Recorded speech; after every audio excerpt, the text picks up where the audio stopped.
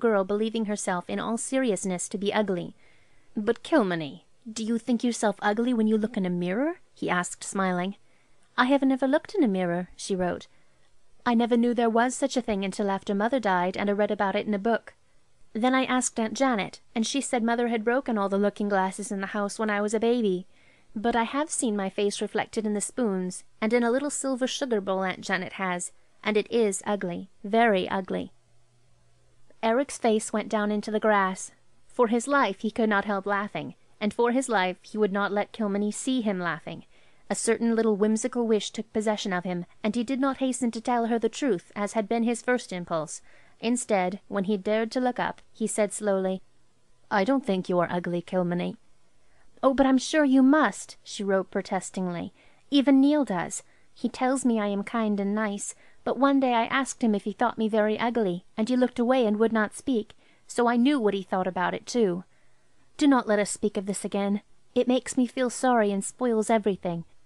I forget it at other times. Let me play you some goodbye music, and do not feel vexed because I would not take your book. It would only make me unhappy to read it."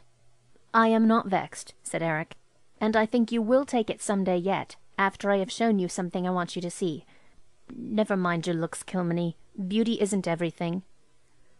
"Oh, it is a great deal," she wrote naively. "But you do like me, even though I am so ugly, don't you?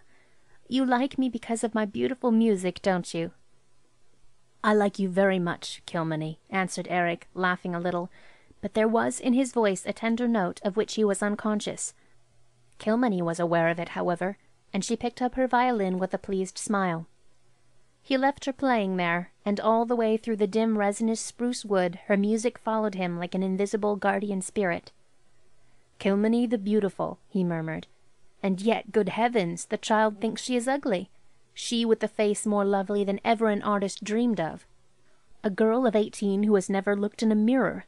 I wonder if there is another such in any civilized country in the world. What could have possessed her mother to tell her such a falsehood? I wonder if Margaret Gordon could have been quite sane. It is strange that Neil has never told her the truth. Perhaps he doesn't want her to find out." Eric had met Neil Gordon a few evenings before this, at a country dance where Neil had played the violin for the dancers. Influenced by curiosity, he had sought the lad's acquaintance. Neil was friendly and talkative at first, but at the first hint concerning the Gordons which Eric threw out skilfully, his face and manner changed. He looked secretive and suspicious, almost sinister.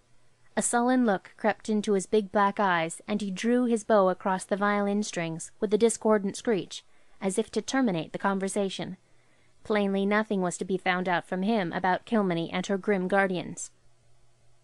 End of Chapter 9 of Kilmeny of the Orchard by L. M. Montgomery. Read by Chloe Winters, February 2008.